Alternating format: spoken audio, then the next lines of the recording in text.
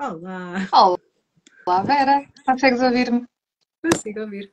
Espera aí que eu tenho que só ajeitar aqui a minha cadeira um bocadinho e já está. Estás à vontade. Boa Olá, noite. boa noite. Então, como estás? Bem, a sair do trabalho e vir para aqui, mas com Pois, muita energia.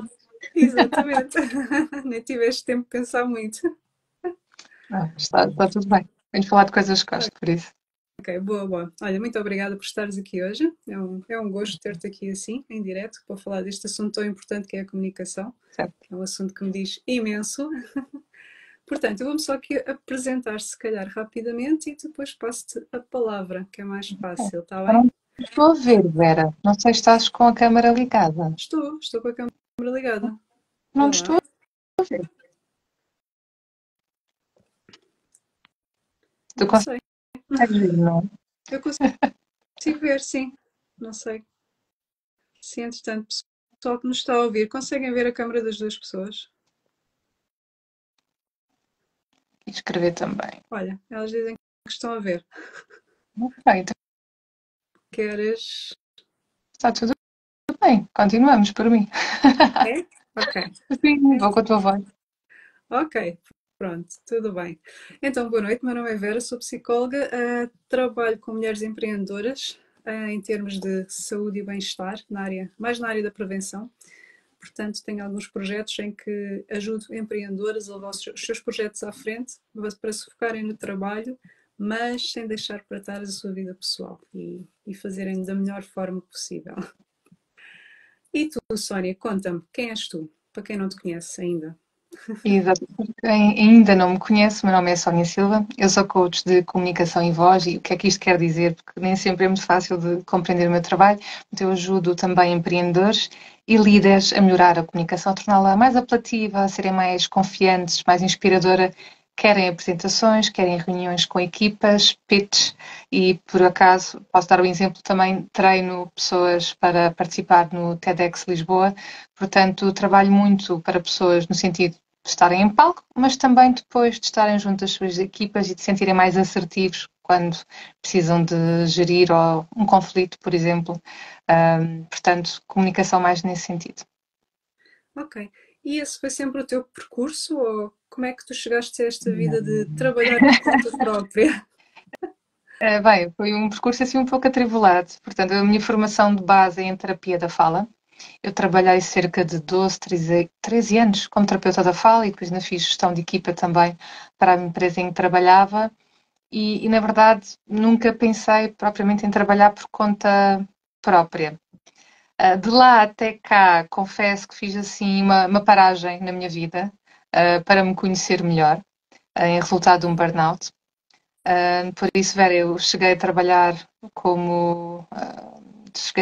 num hotel como recepcionista, estive num call center, fui administrativa, conduzi tuk-tuks, então fiz uma série de coisas que eu acho que foram experiências que precisei mesmo muito para amadurecer, para me libertar de algumas crenças e depois senti saudades de trabalhar na área da comunicação, mas resolvi ir por um caminho diferente, portanto não quis voltar à terapia da fala Uhum.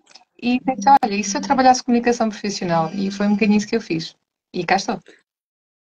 Ok, boa.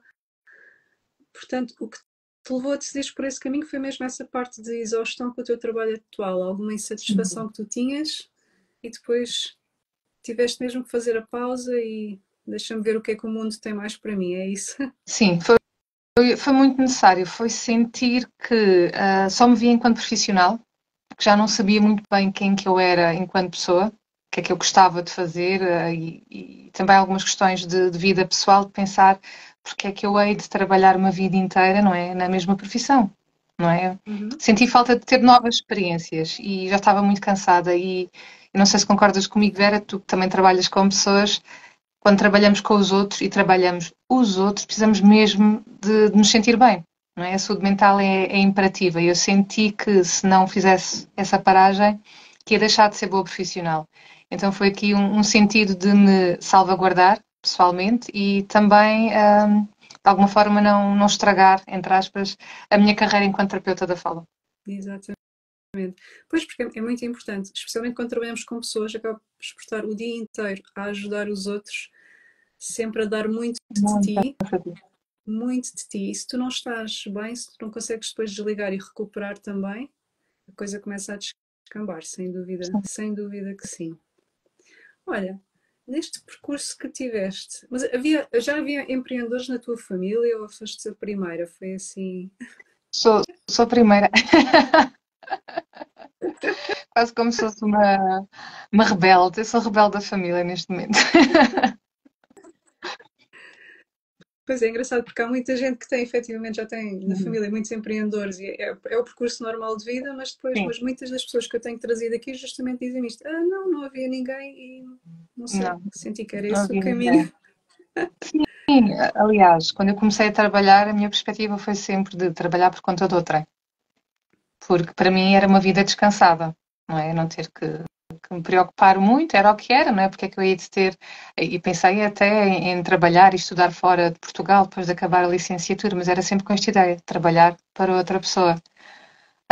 Depois mudei-me para Lisboa, porque eu sou do Algarve, mudei-me para Lisboa em 2011 e comecei a mudar um bocadinho a minha perspectiva de vida. Ainda assim era trabalhadora independente com recibos verdes, portanto uma falsa trabalhadora independente, porque continuava a trabalhar de alguma forma por conta de outra, que era só uma forma, lá está, de fazer o pagamento. Portanto, a minha viagem pelo empreendedorismo, além de ser recente, não está nada relacionada com a minha educação, nem com as minhas origens, acabou muito por ser por modelos dos meus amigos e do meu companheiro na altura. Eu vou começar a ficar um pouco curiosa, mas a sentir-me incapaz, do género, não tenho fibra para ser empreendedora. Uhum, Também fez com que eu, se calhar, só começasse o meu empreendedorismo muito mais tarde do que eu queria, na verdade. pois, exatamente. O que é que, neste percurso que fizeste até agora, e se olhares um pouco para trás, Uhum. o que é que achas, qual é o teu maior orgulho? O que é que tu fizeste e dizes, epá, estou mesmo contente com isto valeu a pena. Ai, são algumas coisas. É assim, para já, dizer o não, bater com a mão na mesa, do género, não quero isto para mim e mudar de vida, foi muito importante. É uma coisa de que me orgulho muito. Ou seja, passado 12, 13 anos, estar numa posição profissional com a qual de alguma forma não tinha de me preocupar, em que ganhava bem e largar tudo para o ar, e na altura ainda não tinha propriamente um plano B, este desapego para mim foi muito importante e é uma coisa da qual me orgulho. Só tenho pena de não o ter feito antes. Basicamente foi isto. Esta foi a minha primeira conquista. Basicamente saí muito do meu conforto. Pronto, esta foi a primeira conquista. Eu acho que agora a minha segunda conquista, aquilo que eu me orgulho, não é? Depois destes anos todos a fazer outras coisas e a trabalhar também muito a mim, no meu desenvolvimento pessoal, porque isto do empreendedorismo é muito bonito e sinto que às vezes é um pouco romantizado. Não sei se concordas, até nas redes sociais. Uhum, E sentir que eu consigo financeiramente viver a partir do meu negócio é uma outra grande conquista, porque às vezes temos que nos desdobrar em muitos negócios ou noutros trabalhos para conseguir alimentar o negócio próprio, não é? O sonho. E acho que neste momento eu consegui dizer que vivo do meu trabalho, deste trabalho, para mim é uma grande conquista. exatamente. Essa liberdade Sim, finalmente está conquistada, toda essa autonomia. Ok, sim, agora já é faz real, já diferença. não é um sonho, já é real agora.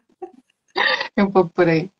Já não é brincadeira, já não estou a brincar ao empreendedorismo, já não estou a experimentar a ver se dá, não, efetivamente Sim, isto agora sim. já é uma realidade, É mais sim. consciente, é mais estável, não tenho que estar a fazer, se calhar, outros malabarismos, não é? Para continuar a alimentar. Aqui é a parte do empreendedorismo, um pouco por aí. E falando de dificuldades, porque tu disseste, e muito bem, que às vezes há esta ideia romantizada que o empreendedorismo é tudo muito bonito, é vamos em frente e segue e corre tudo bem. O que é que Ah, sim. sentiste como, pois, o que é que sentiste como maiores dificuldades? Olha, estás a fazer a pergunta no passado, mas na verdade é algo que eu ainda me debato. Uhum, Eu acho que é isso que também é importante às vezes explicar, que é um empreendedor é alguém que quer sempre alcançar ou tem novos projetos na manga, não é?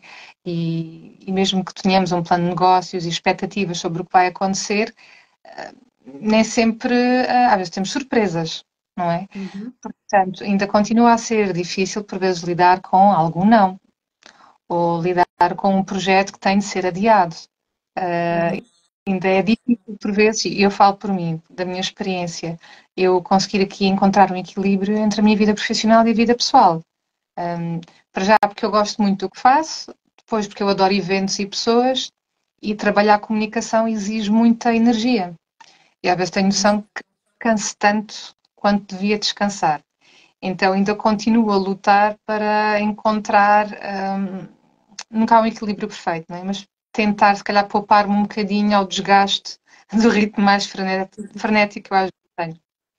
Então ainda é uma realidade e é algo que eu acho que é um bocadinho difícil de alcançar, não é impossível, claro, Uhum. mas, ainda é uma realidade para mim. Ok. Pois, porque uma das coisas que geralmente, e principalmente quem trabalha no digital, tem sempre essa questão, porque muitas das vezes começamos a trabalhar em casa, portanto, há logo essa questão de como é que eu faço a divisão entre estou em casa, mas em casa é o meu local de trabalho também, como é que eu faço este equilíbrio e esta gestão, especialmente quando moras com outras pessoas e tem que haver ali uma boa gestão a todos os níveis. E depois tem a ver com isso, sim, também com o teu trabalho também que envolve os eventos, portanto os horários são diferentes, já não é um trabalho com horas Working. certas e ainda tem que haver uma gestão maior. Como é que tu lidas com isso tudo? Olha, Para não eu, caíres em burnout outra vez. pois, é sempre, pronto, há sempre uma tendência que eu faço uma vez, não quer dizer que depois não volta a acontecer. Eu tomei algumas decisões, que foi, por exemplo, passar a ir para um cowork, de vez Uhum, em quando, para me obrigar a sair de casa. Porque mesmo com rotinas muito bem estipuladas dentro de casa é difícil. Ou porque perco a concentração, ou porque estico o horário do trabalho. Vou só fazer mais isto, vou só responder a mais este e-mail. E obrigando-me a sair de casa facilita muito, sinto que sou mais produtiva. Então, basicamente, eu dou sessões online em casa, para mim é importante até para me resguardar e ter um sítio mais de silêncio e de sigilo, e no corpo vou fazer o trabalho de back-office. Ou uhum. seja, vou preparar as formações, tenho uma outra reunião, até posso receber clientes, portanto, também é muito agradável essa parte depois do presencial. E tenho tentado balançar um pouco também em ter mais formações no presencial, não tanto no online, porque eu gosto mesmo muito também de estar no presencial com pessoas. Então é essa a gestão que eu faço do meu dia a dia e de alguns colegas que eu tenho freelancers no cowork é a mesma coisa. O cowork, mais do que ir para lá porque não tem sítio para trabalhar, é porque estar em casa durante muito tempo às vezes pode provocar alguma letargia e solidão, que é uma coisa, e tu deves saber muito bem disso, Vera, que às vezes os empreendedores, sobretudo nós solopreneurs, não é? Portanto, a empresa sou só eu, para já, e tenho algumas parcerias, mas isto pode provocar alguma solidão e um grande desgaste. Então é importante encontrar uma comunidade de pessoas que estão a sentir o mesmo e que trabalham da mesma forma. E eu encontrei isso no meu cowork e tem-me ajudado imenso. Sim, exatamente, porque lá está, estás a começar tudo sozinha. Sim, E se não tens logo algumas pessoas que estejam a fazer um caminho parecido ou semelhante, é difícil às vezes encontrares esse apoio, porque lá estás, não vais encontrar esse apoio logo nos teus amigos nem nos teus familiares, vais ter que ir à procura de pessoas que estão a fazer um caminho semelhante, porque começas sozinho e és tu que vais fazer os conteúdos, vais fazer a gestão, vais fazer a contabilidade, inicialmente vais fazer tudo, tens que sim, aprender um pouco de tudo inicialmente, e é sim, complicado, sem sim, dúvida, sim. Até depois sem perceber dúvida. que podes começar a delegar, não é? À medida que o teu negócio avança também para a tua saúde mental e porque não somos bons em tudo, não é? E depois aqui Exatamente. o novo conceito é, ok, o meu tempo vale dinheiro, então o que é que eu estou disponível para investir em termos de tempo que depois seja produtivo para o meu trabalho? Se é mais vale eu estudar sobre as minhas áreas do que estar no campo a fazer as publicações, não é? Então começas aos poucos a perceber o que é que tu podes passar para outras pessoas para te dedicares para alavancar o teu negócio. Isto também foi um mindset que eu fui criando e que eu espero que continue a prosperar. Exatamente. Então, diz uma coisa, tu neste momento, o que é que tu Uhum. fazes? Já vi que fazes muitas coisas, mas para quem ainda não percebeu o que é que tu fazes exatamente, Ok. vamos lá. Então, eu dou formação Uhum. para grupos, empresas e não só, e dou formações, por exemplo, de falar em público, de storytelling, comunicação eficaz. Também já dei gestão de equipas mais no sentido de escuta ativa e de estilos de comunicação relacionados com uma ferramenta que se chama DISC. Uhum. Além disso, eu faço também programas individuais, ou seja, eu tenho clientes individuais que me procuram porque têm algum tipo de necessidade. Até pode ser, por exemplo, já tive pessoas me procurarem para trabalhar voz, ok? Porque faziam narração de personagens ou porque falam muito baixo e têm noção que lhes retira a credibilidade quando apresentam coisas para a equipa. Então nós aí sempre trabalhamos online e faço um programa que é customizado à pessoa. Fora disso, depois tenho alguns projetos de coração, nomeadamente o Storytelling Lisboa, onde eu sou anfitriã e também conto histórias em palco. E é também uma coisa que me dá uma grande satisfação, por assim dizer. Então não consigo parar, além do trabalho que já faço na comunicação, depois de desenvolver outros projetos e ainda faço parte de clubes de discurso, neste caso o Toastmasters. Então a minha vida gravita muito em termos, pronto, à volta da comunicação. Mas também tenho outros hobbies, pronto, não é só isto. Exatamente. Olha, diz-me uma coisa. Uma das coisas que às vezes a gente ouve dizer é comunicar bem é algo que nasce connosco, portanto diz-se muito. Há pessoas que são comunicadores natos Uhum. ou é uma coisa que se treina? Qual é a tua opinião acerca disto? Bem, as duas coisas precisam de estar presentes, mas de facto é algo que se treina, até porque comunicação está muito relacionada também com comportamento. Então, por exemplo, uma coisa que eu explicava nos tempos da terapia da fala é nós nascemos já pré-programados para comunicar, tanto que um bebê quando nasce chora, isso é uma forma de comunicação. Agora, para poder evoluir e comunicar melhor, precisa de ser estimulado, precisa de contextos, precisa de estar com pessoas, precisa depois, com o tempo, de ter consciência da forma que comunica, de adaptar-se. E então há sempre uma parte que é natural em nós, não quer dizer que depois o façamos da melhor maneira, não é? E depois é possível treinar. E aqui a parte de termos consciência de nós, o recebermos feedback e um feedback que é exato, com base naquilo que é visível, né? Como é que as pessoas se sentem em relação à nossa comunicação, como é que nós nos sentimos, é sempre possível melhorar. Até Uhum. porque em novos contextos podem surgir situações que nós nunca tínhamos pensado e percebemos. Não tinha noção que tinha dificuldade em comunicar com este estilo de pessoas ou com pessoas que vêm deste background cultural. Então é um never-ending story, por assim dizer, tanto que eu até digo que quem decide investir na comunicação muitas vezes está a investir no seu próprio desenvolvimento pessoal. Porque Concordas comigo, Vera?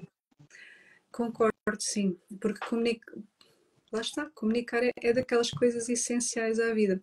Eu lembro-me que, pronto, na faculdade também estudei um bocadinho de comunicação e dizíamos muito esta questão de é impossível tu não Sim. comunicares. Mesmo quando ficas calado, Já estás a... já estás a comunicar alguma coisa.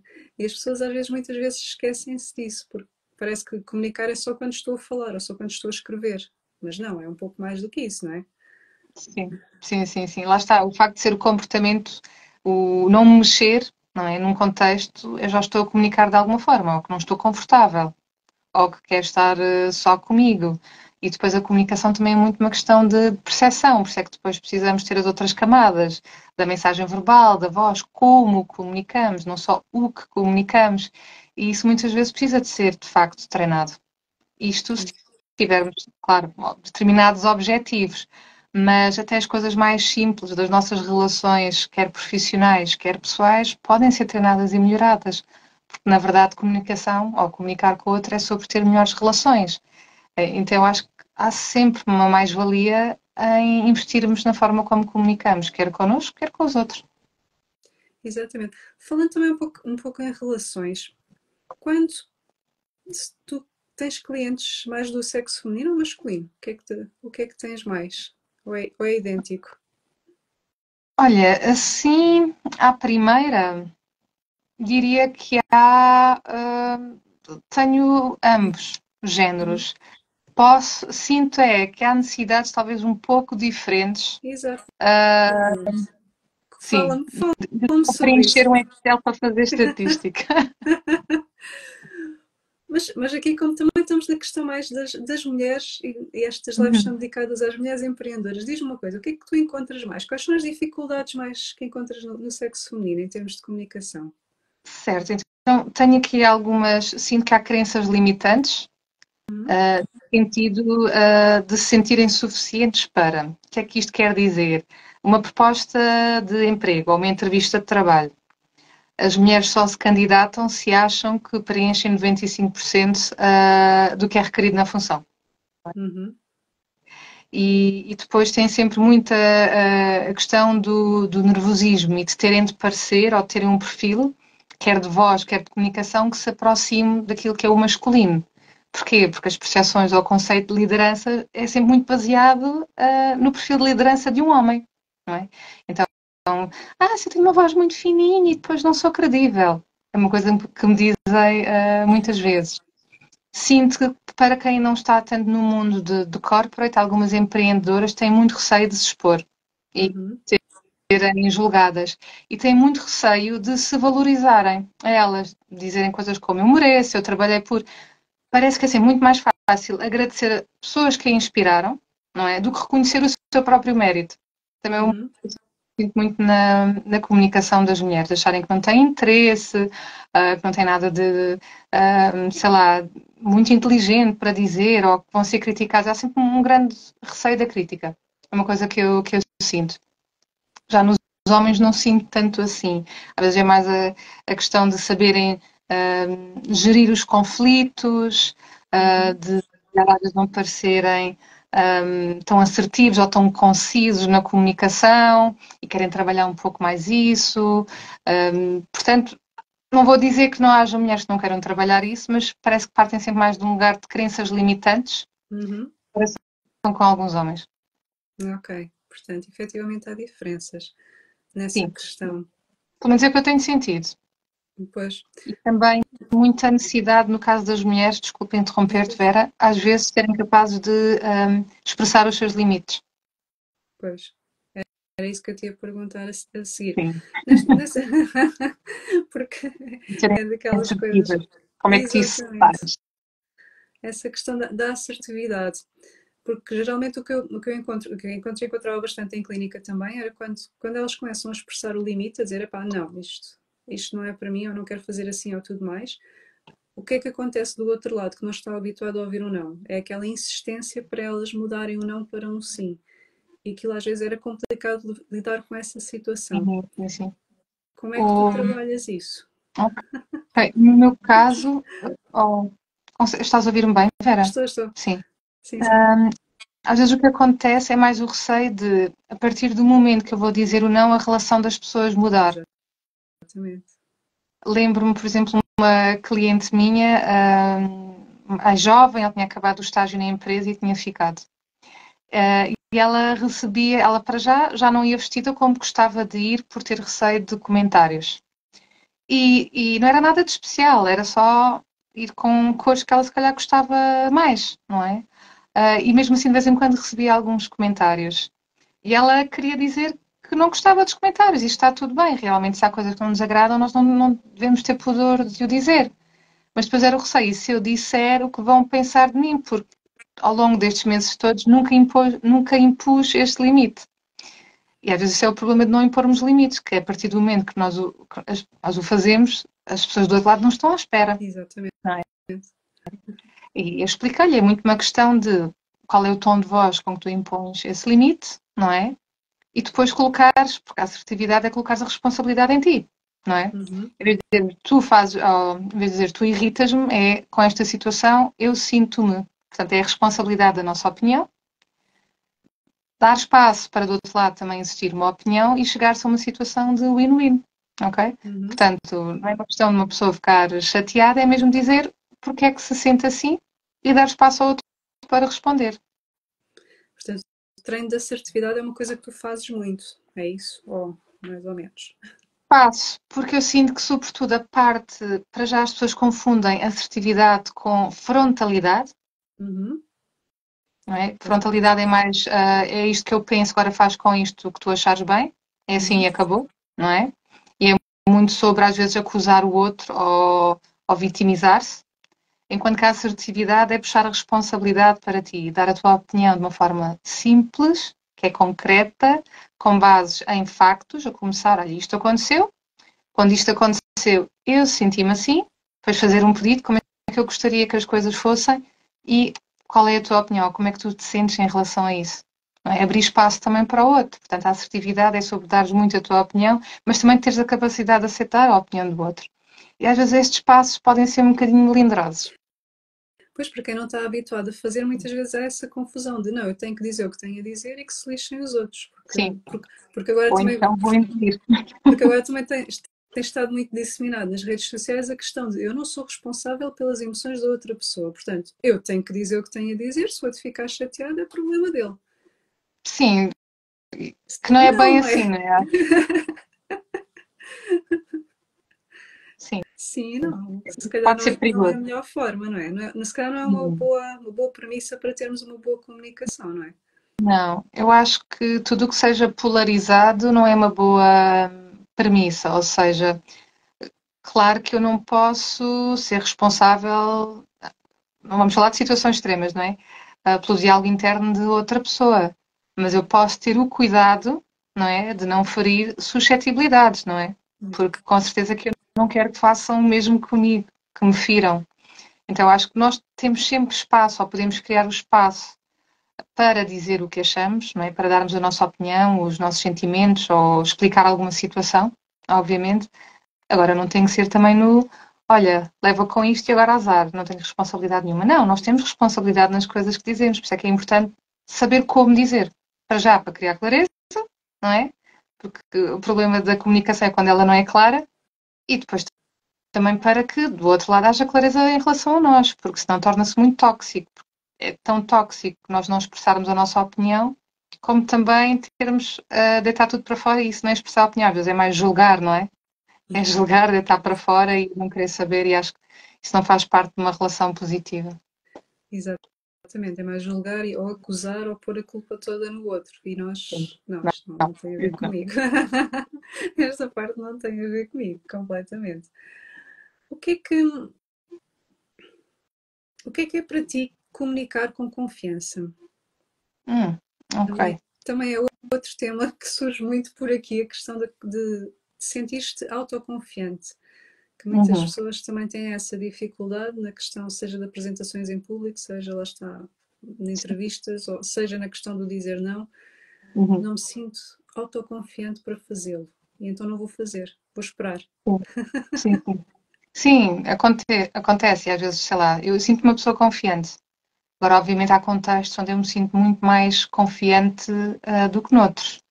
Mas a questão é que a confiança também se treina, tal Uhum. como a comunicação, não é? E há contextos onde eu me sinto menos confiante e eu sei, ok, então se calhar eu tenho de me expor mais, desde que eu não me sinto completamente arredada ou fora de pé, claro.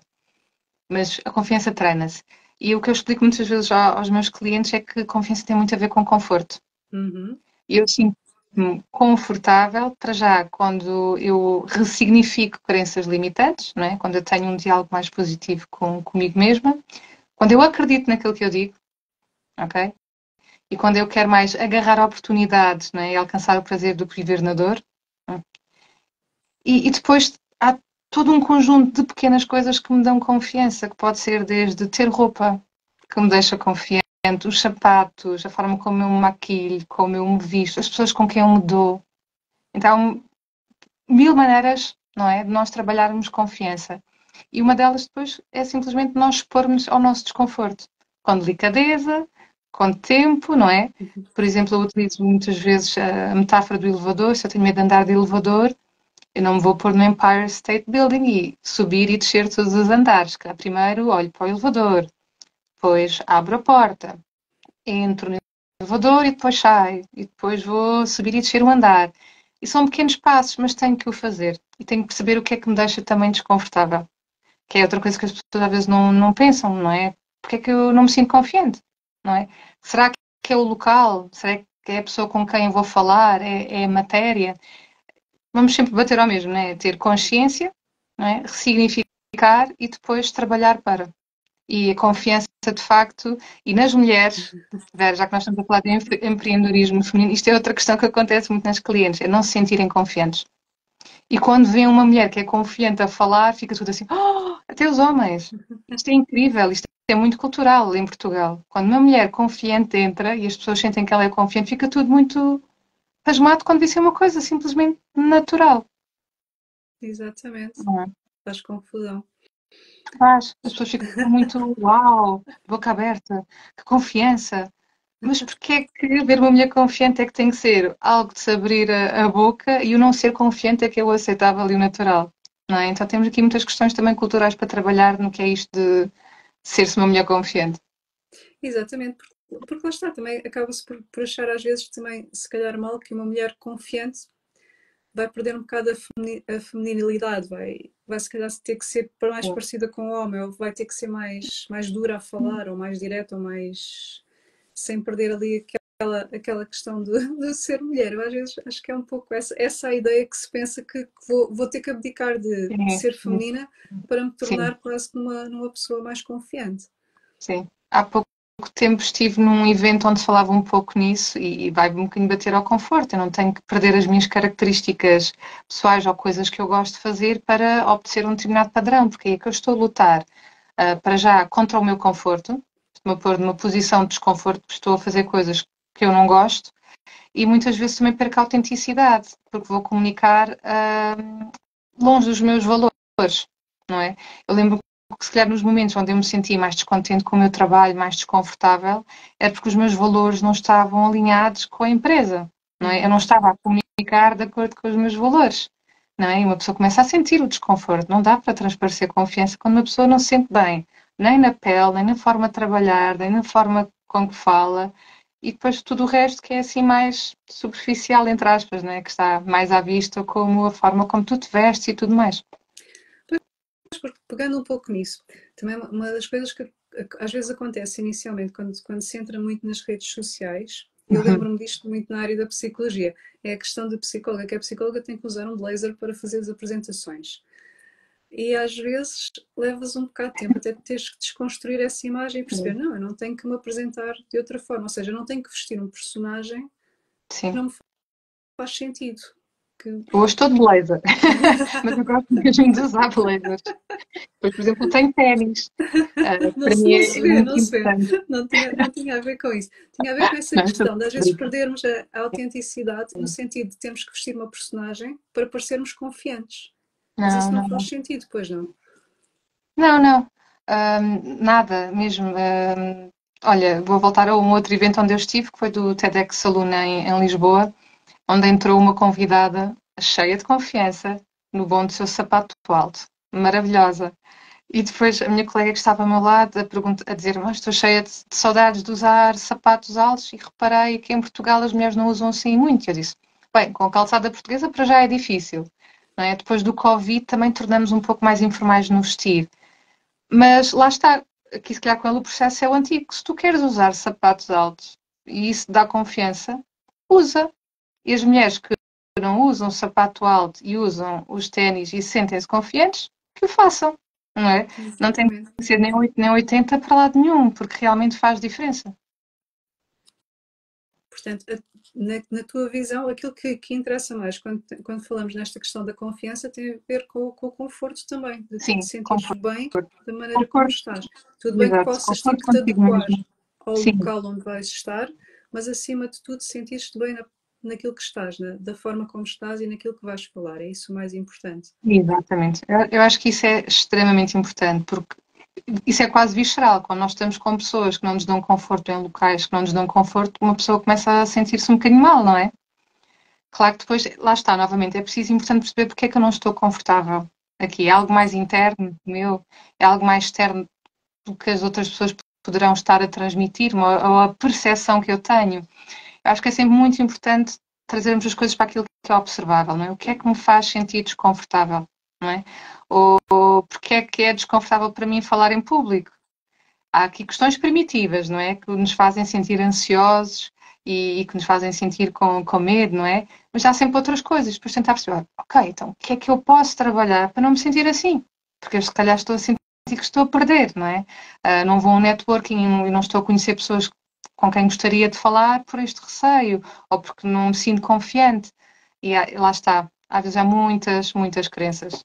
É um bocadinho tudo, mas é perceber o porquê dessa falta de confiança, de onde é que isso vem. Exatamente. Olha, a Where's Bow diz que é raro usar salto alto, mas a semana passada deu um workshop e usou. E diz que não foi um workshop de dança. Eu gosto de usar sapato alto, às vezes também, dá ali. Mas lá está, porque não? Há momentos em que nós sentimos vontade de ir de uma forma diferente e está tudo ok. Se isso nos dá empoderamento, é aproveitar. Portanto, acima de tudo, a mensagem também que se tira daqui é que fazer, por exemplo, no que diz respeito a fazer apresentações em público, é importante seres tu, seres autêntico, não é questão de tu vais para público, ages de uma determinada forma e depois quando sais de palco és outra pessoa completamente diferente. Isso acontece ou mais ou É assim, menos? acontece. Por exemplo, quando eu estou a trabalhar estilos de comunicação, não é? Por exemplo, vamos pensar em pessoas que têm uma comunicação muito dominante, que às vezes até podem parecer um pouco agressivas. Depois temos o espectro oposto, não é? Uhum. Pessoas que pensam mais no grupo, que são um pouco mais passivas, com dificuldades de expressar a sua opinião. É importante trabalhar a adaptação do comportamento. E as pessoas depois ficam sempre muito preocupadas, mas se eu me adaptar ou se eu for assim tão flexível, deixo de ser eu. Não tem de ser necessariamente assim. E com a autenticidade e o falar em público também. Ou seja, eu enquanto oradora, minha preocupação é sempre em passar a mensagem, uma mensagem que seja de valor para a minha audiência. Eu vou ter audiências diferentes, vão ter necessidades diferentes. Eu tenho que ser capaz de me adaptar, ok? Agora, eu não tenho que pisar os meus valores, não tenho que mudar a minha forma totalmente de comunicar, tenho que adaptar a forma como eu entrego a mensagem, não é? Uhum. E se eu perceber que se calhar é uma audiência que é totalmente fora do meu espectro, também ter a capacidade de perceber, olha, isto não é para mim, não é? Não temos que Uhum. ser em todos os palcos, nem para todas as audiências, mas é sempre importante trabalhar no sentido de termos uma sintonia, ok? E de nos adaptarmos, não é? Eu, quando vou falar para audiências mais informais, falo de uma forma mais informal. E uso até palavras em inglês se eu perceber que faz parte da dinâmica daquele grupo. Uhum. Se eu for num ambiente um pouco mais corporate, eu vou com outra roupa, se calhar, um pouco mais elegante, mas que não é desconfortável, ok? Até porque eu gosto muito de mexer em palco, então é preciso estar com uma roupa que é elegante, mas que eu possa levantar os braços e mexer e gesticular muito, ok? Mas vou ter um outro cuidado de linguagem, então é nós percebermos quais são as nossas balizas, quer da autenticidade, quer do conforto. É um bocado isso. Portanto, em suma, a mensagem é seres tu, mas manteres uma flexibilidade para te Sim, adaptares ao teu público, sim. E isso para que também a se tua treina. Exatamente. comunicação chegue ao público correto, mas não perdendo a tua essência, digamos assim, a tua autenticidade. Exatamente, exatamente. Ou seja, muito dificilmente as pessoas vão me ver num registro onde eu não vou sorrir, Uhum. ou onde eu às vezes não faço uma pergunta um pouco mais provocante, ou que eu não gesticulo muito. Isso vai ser difícil. Claro que há sítios onde eu gesticulo mais, outros onde eu sou mais contida, claro, não sorrio tanto, mas ser super séria, ou por exemplo, o palhaço da festa, não faz parte de mim, não é o meu estilo de comunicação. Mas eu faço para me adaptar e digo-te que ter feito essas adaptações também e ser mais flexível na minha forma de comunicar tem-me feito, para já, ser muito mais empática e ter conhecido pessoas incríveis que eu achava que não têm nada a ver comigo e depois, se calhar, até têm muito mais coisas em comum. Por isso é que eu acho que é tão importante nós trabalharmos os nossos estilos de comunicação e aprendermos mais a aceitar e a perguntar do que assumir e julgar. Tem trazido muito mais benefícios para a minha vida do que o contrário. Ok. Quando tu falas em estilos de comunicação, estás a falar em quê exatamente? Portanto, estou a falar aqui, neste caso, na ferramenta que eu utilizo, que é o DISC, mas podemos falar em atitude de comunicação, que pode ser assertividade, agressividade, passividade e passivo-agressividade. Assim é um pouco, se calhar, mais fácil de entender. E Uhum. depois há diversas ferramentas comportamentais que exploram alguns subestilos. E essa, por exemplo, foi uma ferramenta que para mim foi o início do meu desenvolvimento pessoal, porque comecei a olhar para as pessoas e entender melhor o que temos motivações diferentes, porque isso, às vezes pensava que para ser bom profissional o perfil tinha que ser igual. Tínhamos todos trabalhar da mesma maneira, não é verdade? Não faz sentido, não é? E que tínhamos todos que fazer a mesma coisa, não é? Não, não temos de fazer todos a mesma coisa. Às vezes é importante guiar as pessoas para aquilo que elas têm mais talento, porque vamos retirar o melhor delas. E para mim, isso há uns anos, eu não era tão flexível assim a nível profissional e era difícil de ver. E a partir daí foi mesmo, ok, ok, então não vou ficar chateada por pessoas que são um pouco mais diretas a falar. Hoje em dia é um estilo que eu até aprecio mais, porque não fico com dúvidas do que é que aquelas pessoas estão a pensar ou a sentir. Exatamente. Portanto, ao compreenderes melhor os estilos de comunicação, percebeste que a questão não estava a ser sobre ti, estava a ser sobre aquilo que a pessoa, Exato. a forma como a pessoa transmite a comunicação dela, é isso? Sim, Deixaste de ver isso quase como um ataque pessoal, que às vezes é isso que acontece quando as pessoas ou são demasiado diretas ou sim. são mais frontais quando não estamos habituados a esse tipo de comunicação. Sim, sim, e ajuda-nos a ser mais empáticos, também a influenciar melhor positivamente o trabalho em grupo e as nossas relações. É mais fácil de ler como é que as pessoas agem e aceitar. É o estilo delas, é a tendência natural delas. E para mim foi um volte face grande, por acaso, compreender isso melhor. Porque eu tinha mais tendência às vezes para julgar, é desleixado. Não, dá prioridade a outras coisas que eu não dou. Uhum. E aí passei àquela regra de não faças aos outros o que não queres que façam a ti, ou o contrário, não é? Faz aos outros o que tu queres que te façam a ti. Na comunicação não é bem assim, não é? É comunica com os outros, como eles gostam que se comunique com eles. E assim é muito mais fácil melhorar relações, quando nós compreendemos como é que as outras pessoas gostam que se comunique com elas. Isso é super interessante. Não Ah, é? isso é ouro, isso é super interessante. Quer dizer É, que se eu encontrar uma pessoa que é mais direta a comunicar, eu, de é o certa que eles forma, esperam de ti. deverei adequar a minha comunicação a esse nível, é isso? A ser também uma pessoa Sim, mais direta? sim, sim, sim. Olha, vou dar-te um exemplo até de uma relação passada minha. Era uma pessoa nessa altura bastante mais passiva e que tinha sempre tendência para concordar com tudo, mesmo quando não queria. E a outra pessoa era muito direta. Então, o facto de eu não lutar por aquilo que pensava ou não dar alternativas irritava-o imenso. E a mim irritava-me ser sempre tudo tão rápido, não é? E ser tudo tão direto, quase que eu não tinha tempo para respirar. Quando eu percebi que às vezes mais valia dizer um não ou dar uma alternativa e comunicávamos melhor, ou perder menos tempo numa ladainha, as coisas melhoraram. Uhum. Também tem sentido, por exemplo, em contextos de equipa de trabalho, em reuniões, não é? Em calls, há pessoas que não têm paciência, não é? À segunda-feira para falar do fim de semana. Se a reunião é de trabalho, é para entrar a matar, não é? É cumprir os pontos da agenda. Mas se calhar às vezes há pessoas que precisam um bocadinho deste quebra-gelo e só aquela perguntinha, como é que estás, correu tudo bem, só para dar um bocadinho de temperatura à sala e depois avançam. E o Uhum. contrário também é verdade, não é? Já tive uma cliente que disse, eles começam a falar da vida privada deles, eu vejo o tempo a passar e eu quero falar das coisas da reunião. Então, quando nós percebemos como é que as pessoas gostam ou precisam que se comunique com elas, as pontes são mais fáceis de construir. Se aquela pessoa é muito direta, eu já vou preparada para ser mais direta também. Se Uhum. aquela pessoa tem uma voz mais amigável, eu vou falar com essa pessoa com uma voz mais amigável porque não se vai sentir tão atacado eventualmente. E isso tem sido para mim chave de ouro.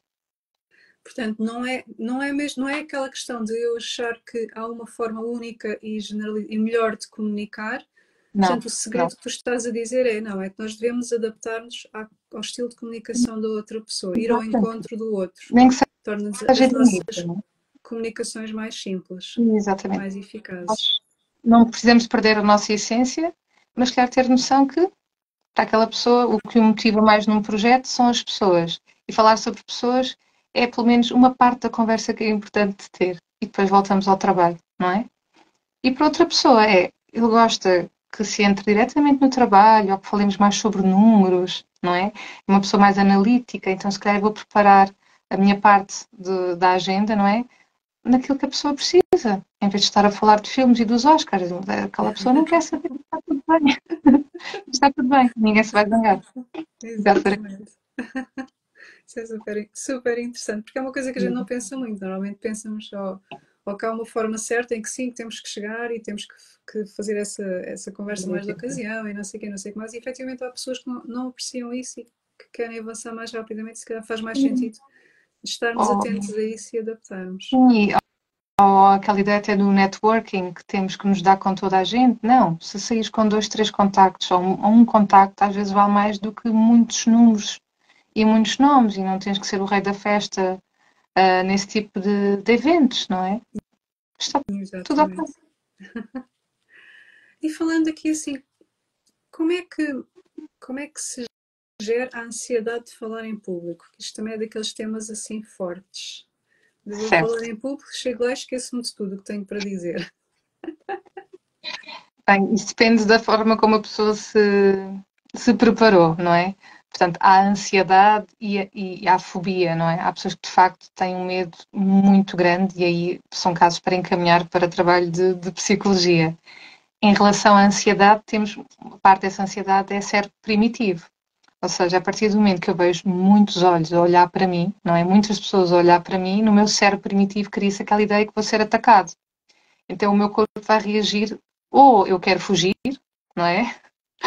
Ou eu paraliso e tenho as tais brancas e não mexo e não nada, ou ataco e posso às vezes ter uma comunicação mais agressiva. E estas são reações normais, as pessoas precisam de perceber isso. Ficar ansioso, por um lado, é bom, quer dizer que a pessoa se importa, ok? Depois há outras camadas por cima. Às vezes as pessoas ficam ansiosas porque têm medo de serem julgadas, de serem criticadas, de não acrescentarem nada de novo. Então, para já, as pessoas precisam perceber qual é o meu perfil. Eu tenho medo, fico ansioso e quero fugir dali para fora, paraliso, ou então passo um bocado para o ataque e parece uma debulhadora a falar.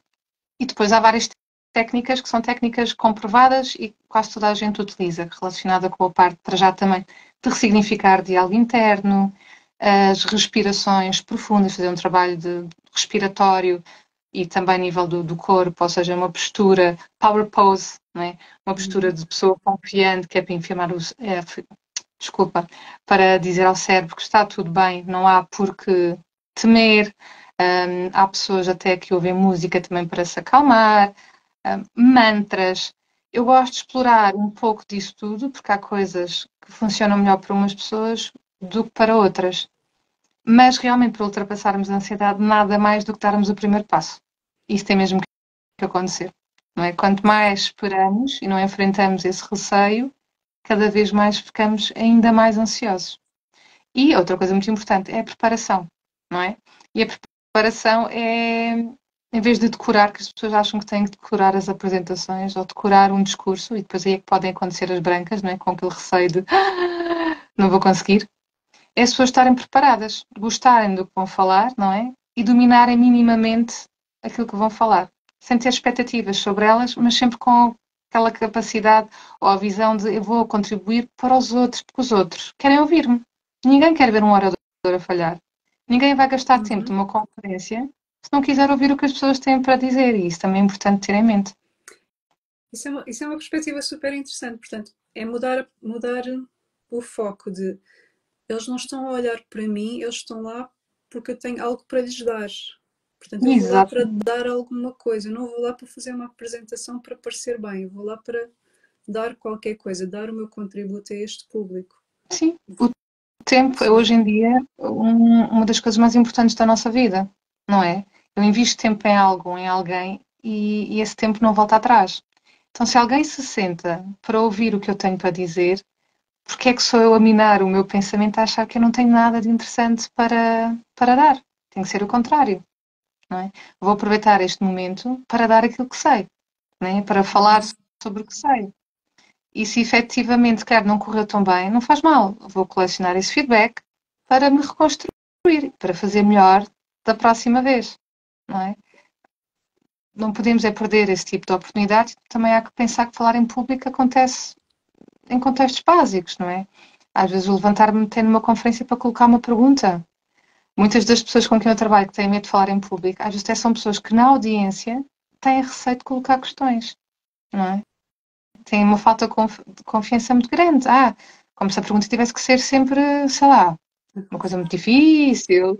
Mas as perguntas mais simples são as mais desarmantes, não é? Então, algumas das pessoas com quem eu trabalho, isso é o primeiro passo. Se calhar, em vez de subir logo para o palco, coloca perguntas quando fores à audiência de uma conferência. Não tenhas receio de te levantar até para colocares a pergunta, Uhum. porque isso também é sinal de confiança. Então há um pouco de tudo. Até as pessoas que estão na audiência muitas vezes têm receio de se manifestar. Porque acho que isso também foi um pouco da escola, não é? Fomos muito ensinados a responder e não a questionar. Somos muito ensinados a saber e não a expor o que sabemos. E depois chegamos a esta idade adulta e é difícil revelar, não é? O que nós sabemos, o que nós queremos, porque estamos sempre com receio de ser criticados. E é importante começar a pensar de outra maneira. Pois é importante reformular essa questão de, Sim, especialmente essa parte de não faço porque tenho medo de ser criticado ou não faço porque tenho medo de falhar. mas efetivamente, e essa ideia achei super interessante, essa ideia de, não, mas espera aí, mas eu estou lá para lhes dar alguma coisa, isto não é sobre mim, não é sobre eu falhar, ou eu falar melhor, ou eu falar pior, eu tenho algo de importante e algo de valioso a transmitir a estas pessoas. Sim, E sim, quando tu mudas o foco, se calhar nesse sentido, tu já não ficas tão preocupado com o teu desempenho, porque espera aí, não, sim. eu já estou a dar, mas isto não é sobre mim, é sobre aquilo que eu tenho para dar. E isso aí já.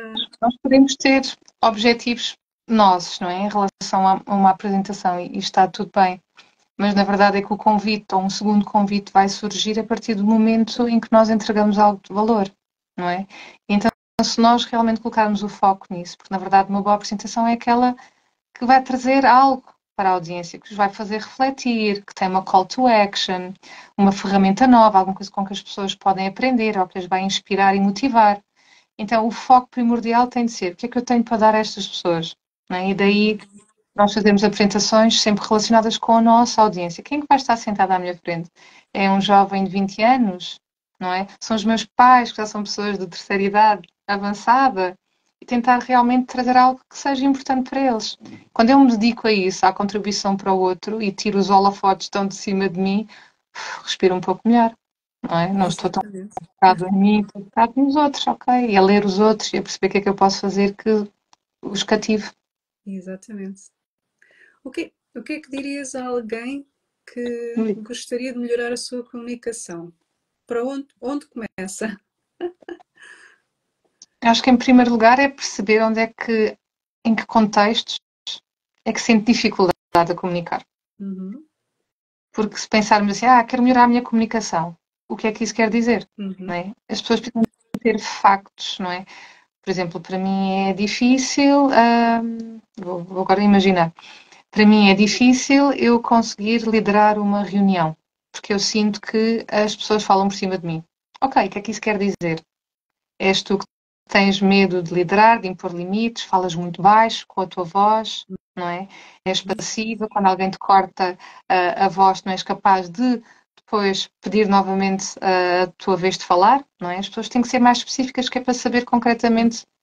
Por uhum, exemplo, amanhã tenho um cliente novo com quem vou começar, ele tem este estilo mais dominante e agressivo de falar e ele quer aprender a lidar com pessoas que não têm o estilo de comunicação deles. Então ele vai-me trazer momentos de comunicação em equipa, que às vezes é mais até no online ou por escrito, onde ele tem muita dificuldade em comunicar no comprimento de onda das pessoas com quem ele trabalha. Então acho que é preciso as pessoas perceberem quais são os contextos, ou as pessoas, ou situações onde sentem que têm dificuldade, não conseguem gerir expectativas ou simplesmente nem tentam. uhum. Porque é preciso ter objetivos concretos, senão como é que vamos conseguir perceber que este trabalho teve sucesso? Comunicação é um chapéu gigante. Também há pessoas que às vezes querem trabalhar não verbal, não é? Uhum. Eu não gesticulo quase nada e sou uma pessoa muito inexpressiva, não é? Então as pessoas têm dificuldade a perceber o que é que eu quero transmitir. Também há pessoas que me pedem o contrário. Sou demasiado expressiva, não consigo esconder o que estou a pensar. Está a trazer-me problemas. Lá está, é importante às vezes ser mais específico naquilo que as pessoas querem trabalhar, senão, se não for assim, como é que sabem o que vão treinar? É difícil. Então, também é o meu papel guiá-los e fazer perguntas para as pessoas perceberem, ok, sim, nunca tinha pensado nisso, se calhar é isto. Pois, exatamente. Uhum. É porque, porque a comunicação é como tu dizes, pois é um chapéu muito grande, porque lá está. É, é, Uma pessoa pode ter dificuldades em comunicar num contexto, mas depois foca-se só nessa questão de eu tenho dificuldades em comunicar aqui, mas não se lembra que mas não se lembra que é capaz de comunicar em mil e uma outras situações e comunica sim, relativamente bem. Portanto, é preciso clarificar o que é que se passa especificamente nesse contexto que lhe está a trazer essa dificuldade. É um bocado por aí, sim, não é? sim. Sim, sim, sim. As pessoas que já são muito, muito boas até a comunicar, elas querem coisas de pormenores. Uhum. Muito pormenor. E há outras pessoas que lá está, se calhar têm um percurso um bocadinho maior para fazer ou têm mais objetivos. Já há pessoas que querem simplesmente, olha, quero melhorar o meu storytelling, porque sinto que não estou a conectar-me assim tanto, ou então nem sequer utilizo isso no meu discurso. Então vamos trabalhar, não é? Qual é a estrutura de storytelling e arranjar aqui 3, 4 histórias da vida profissional ou pessoal até, pode utilizar em reuniões, em discursos, em aberturas até de eventos, se for um anfitrião, e aqui estamos a falar de coisas mesmo mais miudinhas, não é? E outras que estão muito relacionadas com esta parte da assertividade, demora um pouco mais de tempo, não é? E aí entra mais o contexto e mais as pessoas com quem elas têm dificuldade em ser assertivas. Então é mesmo importante detalhar que dá para trabalhar muita coisa. Pois, exatamente. De tudo o que tu já fizeste, ou se calhar de todas as pessoas que já treinaste, qual foi o teu maior desafio? Ou aquele cliente que tu viste e viste assim a mudança mais fixe de todas. Essa é difícil. Mas é Eu, difícil.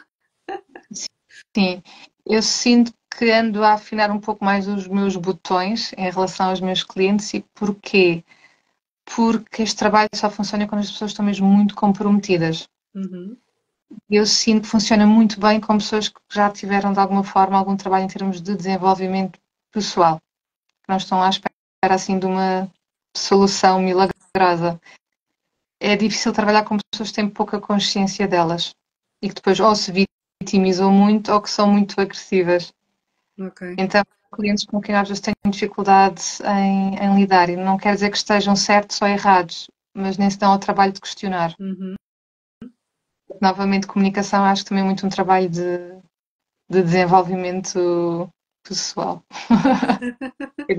É mesmo, faz parte, porque lá está, tu comunicas desde que nasceste e é a tua forma, mesmo que tu não fales ou que tu não ouças, tu comunicas sempre, Sim, tá? Arranjas sempre formas de comunicar e a comunicação, e foi a comunicação que nos fez também chegar onde chegamos enquanto seres vivos, enquanto seres humanos. Se sem não, dúvida. se não houvesse comunicação, teríamos ficado lá muito para trás, com certeza. Não teríamos Sim. chegado até aqui assim hoje. Olha, olhando para este teu percurso todo, que conselhos é que tu darias a ti própria de há 10 anos atrás? Deixa-me que a banda que eu estava há 10 anos atrás. Ok. Eu acho que teria dito para arriscar. Houve assim sonhos que eu não agarrei. Por um exemplo, eu podia ter ido para Moçambique dar aulas na altura Uhum. e eu queria muito, mas não senti, nesse caso, que tinha força para dizer eu quero. E como eu não tinha apoio familiar, desisti. E acho que se pudesse voltar atrás, eu não gosto muito de pensar assim, não vou de voltar atrás, mas teria dito arrisca, vai. Corra mal ou bem, era uma coisa que eu queria mesmo muito e deixei passar. Tal como deixei passar outras coisas até achar que não, que já chegava. Então, se eu pudesse falar com a Sónia de há 10 anos atrás, teria dito para ela largar as coisas mais cedo. Basicamente. Larga já, larga isso. Acorde e vai, vai mesmo. Sim, sim, era isso. Projetos para o futuro. Tens alguma coisa já em vista? Um, O que é que a Sónia empreendedora tem por aí ok, que nos possa falar? então Que nos possa falar. há pequenas coisas que eu posso dizer, que de futuro vem aí, vem um site. Vou continuar ainda a dar muita formação e a integrar alguns projetos internacionais para ser mentora de jovens, que é uma coisa que ainda não posso revelar a 100%, mas que eu acho que me vai dar muito, muito gosto. E olha que um projeto também muito especial é cuidar mais de mim. Portanto, se Uhum. voltarmos ao início da conversa, em termos de equilíbrio, é um projeto que eu às vezes procrastino um pouco e acho que estou a precisar de arranjar outros hobbies e descansar um pouco mais. E então esse Uhum. também é um grande projeto para mim este ano, para conseguir alavancar o meu negócio. Lá está. Sim, o grande maior projeto da nossa vida somos sempre nós próprios, sem Sim, dúvida. sim. E às Não esse há esqueço. nada. Acho que Às é vezes o meu maior projeto. esquecemos disso, mas Sim, nós somos sim, o projeto principal que temos aqui. sim, sem Olha, dúvida. Sónia, foi um gosto ter-te aqui Obrigada. hoje. Um gosto para Eu mim. tenho, eu tenho a dizer-te que eu normalmente no fim trago sempre aqui uma mensagem também de explicar porque é que eu te convidei. Que isto não é bem à toa, não ando a convidar pessoas só porque sim. Normalmente, quando convido alguém para vir aqui a uma live, é porque houve alguma coisa que me cativou nessa pessoa, no trabalho dessa pessoa, alguma situação especial. Eu lembro quando conheci, tu disseste-me aquela mensagem, eu fui ter contigo naquela Aquele evento. apresentação e naquele evento, exatamente. Num daqueles dias em que eu ainda estava naquele modo, eu sou super introvertida, porque quem não me conhece, mas é mesmo assim.